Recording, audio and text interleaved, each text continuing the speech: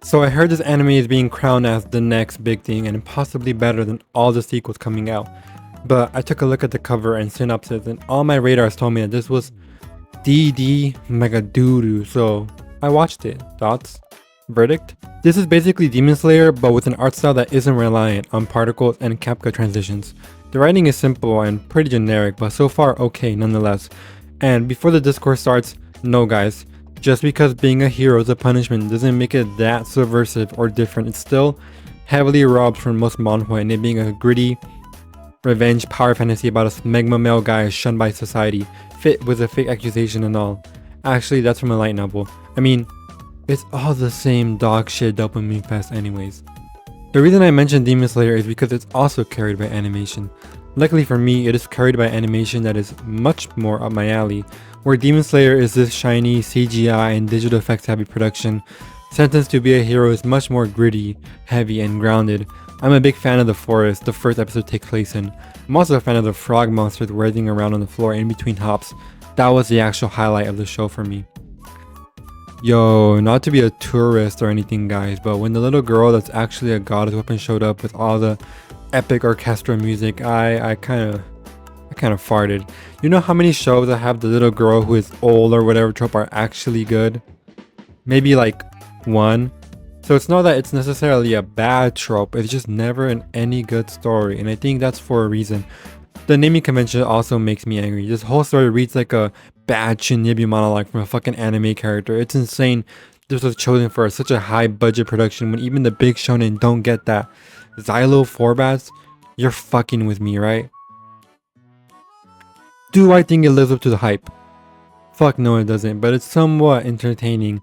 My English classes have changed me. I don't think being tropey is necessarily a bad thing anymore. I mean, that's what many medievalists will tell you.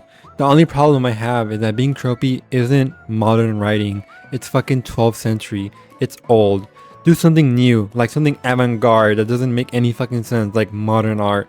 Unless you're hyper aware of the current social climate and or niche sub-political environment it's in dialogue with. This show is currently in dialogue, weed on dialogue at that, with like other shitty isekai fantasy soft stories where they all try to one up each other through a central gimmick instead of like having writing at or above a 6 out of 10. Saying they're in dialogue is generous. They're rage baiting holy order knights and one of them being a woman is central to marketing this show to 13-year-old boys who think the world is against them. They're why it's fun to look in these comment sections so you can find these insane manifestos about how badly they want to kill those uppity knight guys and how they're gonna humble the lady captain. Patash Kivya, bro. This anime is killing me, bro. Bro. Any attempt to call this art is bad face. Okay, being an egregious shitter aside, it's obvious that the show is trying to play with tropes in a way. The heroes are criminals who fight against demon lords, but the demon lords are command armies of fairies. Goddess being weapons is on the no symbolism. On that note, the main goddess's power is kind of lame. I'm gonna be honest. It's like Gilgamesh's power, but lamer because it's not crazy historical weapons. It's just sword. But maybe it'll change. Who knows? I'm also interested in the fact that the heroes are criminals, like capital offenders. Does that mean they're just people who are like traitors to the government, or like actual bad people, like not just murderers, but also like, you know, pedophiles and abusers, or as the kids like to say, you know, what's the term?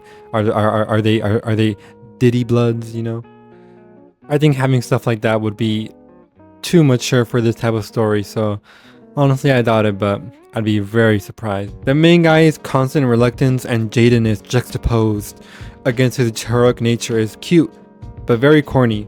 Hopefully more interesting characters get added so actual interesting conversations can happen, so I can start caring. But so far, the show is like mildly entertaining, super plot focused. I guess I am a bit hopeful because the Demon Lord sequence was low-key inspired by the Evangelion Angel sequences, so low-key it might get gooder. I'm not worried the animation is gonna fall off because the studio branded itself in the very beginning, so it's clear that they are very confident, and if it was all a lie, it's one hell of a fucking stock. Something going on in the stock exchange there. So it's clear that they're very confident. Maybe too confident, but looking at solo leveling success, I think it's just it just doesn't matter anymore. Some people say we live in the golden age of animation with how high production a lot of anime are right now, but I feel that shininess is just another grift, and a very impressive one. But still, I mean, for all the great animation there is an unfortunate lack of great directing, great cinematography, great editing, you know. That stuff, it's the actual dime a dozen anime trait. You can have Akira's animation, but never its sauce. But anyways, I'm out. I gotta go work on an actual good video now, guys. Sorry. Bye.